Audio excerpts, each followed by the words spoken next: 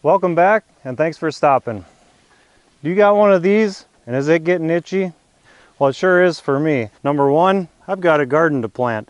The pigs, they did a good job of tilling it up. And like I said in another video, they probably did a little bit too good of a job. However, I think it'll come back. They left some nice fertilizer, and if we do some cover crops in there, I think we can bring it back to where it should be. And just so you know, since the last video, Lucy girl here, well, I guess she's a little camera shy. Are you shy of the camera? Yep, she's still a little shy, but she does let me scratch her. Patty, on the other hand, she's gotten a lot friendlier, a lot cozier, and she lets me pet her. Maybe it's just because she's hungry. I don't know. And then we've always got the good old Ruby girl. She's always good for a scratching. You like that? Yeah? Good. So the cows this year, they contributed nicely. Where they ate with the hay bunk, we kind of rotated it around, moved it every so often throughout the winter, back and forth coming down the hill here. And what's cool about this is we can run a little tiller through there, just kind of rough it up and mix in the cow poop with the leftover hay, or the hay that they dropped on the ground. And then run a drag over it and make it level. And that's going to feed the soil quite well. I don't think I'm going to plant any cover crop into it, but what I was thinking is we've got a lot of potatoes, and I might just plant the potatoes into there.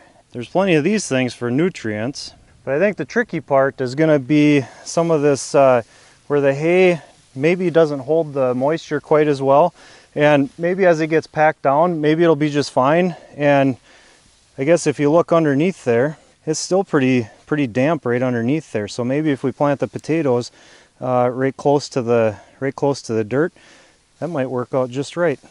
We'll see. The third spot that yes, Ollie, we hear you. The third spot that I wanted to focus on was where the monsters were last winter. They added a lot of fertilizer, and I think it's broken down quite a bit. It shouldn't be too acidic. So what my plan was, if you remember from Happy Pigs Make Great Pork, we're going to plant a whole pile of zucchinis. So we might plant a bunch in there. We'll plant some up right behind Red and Callie's hut, and we'll see if we have enough to keep the pigs happy, because we love great pork. The last thing I'm getting excited for is right down here. This field, this long one, is about 5 acres. And right on the other side of the tree line there's about a 3-acre field right there. And my plan is I want to get some hay started so that we can not only put up hay for the winter for whoop. Lucy, you feeling frisky? You feeling frisky all of a sudden? And not only am I excited for planting hay for the winter for these girls, my plan is, with the mix that I'm putting in there, is to be able to rotationally graze them throughout the winter, I guess pending on the snow and ice and sleet. But cows can graze through quite a bit of snow, and they're pretty resilient. Yeeshka. Birds are gonna love you guys for nesting. So what's the best type of hay to plant for beef cows? I've been told you want to have alfalfa, maybe a little bit of clover, maybe a little bit of orchard grass, something like that. But a lot of the recipes that I've looked at or seen in the catalogs, they've been there hasn't been a lot of variety. There's just been a few things here and there that look appealing, but it doesn't have some other stuff that might be beneficial for the cows. So the guy that I get my seed from, or my feed from Luxembourg, he put a mix together, and I had to write it all down because there's a lot of different stuff. And I didn't realize there were so many different varieties of a lot of different types of hay. So what we're going to be doing is we're going to be putting an alfalfa blend in. It's got I don't know, I didn't know that there was different types of alfalfa with different tap roots. But one of them's got a tap root, the other one's got a branch root. And then we've got clover. We're going to be putting red, white, yellow, and ladino clover. I've never heard of that one. And then we're going to put 2 different varieties of tall fescue. 2 varieties of meadow fescue. We're going to put Festoleum, 2 different varieties. We're going to do 3 different varieties of orchard grass, 2 varieties of brome grass. We're going to do a perennial ryegrass. We're going to do Timothy and plantain, and then finally bird's foot trefoil. Oh, that hair all over the place. Good grief. They must be expecting summer pretty soon. It is the end of April and we have not had any favorable temperatures. It's been cold, it's been snowy, rain, we do want rain obviously, but the temperature that comes with the rain, it has not been nice. So the ground soil is not warm enough right now to be planting, but I'm hoping in the next few weeks, well, middle of May, you would think that it should be warm enough to at least plant some of the colder season crops and get the hay crop started. So why would I be planting so many different varieties for hay and for forage? Well, I'll tell you what, the girls here, they have a nose for exactly what they want. These 2 different bales are from 2 different fields, and guess which one they're eating? Probably the one that tastes the best, either tastes the best or has the nutrients that they're looking for at that time. Will this one work? Sure, it'll work just fine. But cows know what they need way better than what I think they need.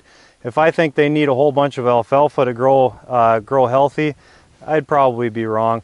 Their nose tells them exactly which nutrients that they need, what they might be lacking. Their palate tells them what tastes good, and that's important to give them that variety. Ishka. Come here, girls. Come here. Just a quick update on Red and Callie here. If we look at their belly, it looks like we have pregnant pigs. Yeah. You like a good scratch, don't you? Hmm? You like a good scratch. Hmm? Good girls. So Red is due the first week in June. Ollie, stop it. No. Stop it. So Red here, she's due the first week in June. And I think Callie here, she might be due, I think the 2 weeks after Red is due. So we'll see how things go. I'm hoping, hey, stop it. I'm hoping we get a good litter out of them. This will be Red's first litter. We held her back last year. Or actually didn't intentionally hold her back, but so we'll see how things go.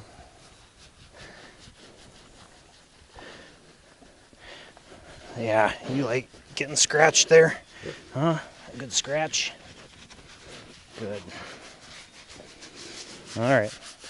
Oh, yeah. So I don't know about you, but I'm getting excited for planting season, getting the garden started, getting the hayfield going, getting it ready for these guys to graze and whatever else might be in store for that field. And here's the hoping for better weather. You would sure think by the end of April we would have had some nice weather where we could be thinking about planting in the next week or 2, but with the way things have been going, I don't think we're quite there yet. But it'll be soon. So thanks for stopping. Goodbye for now, and thanks for watching.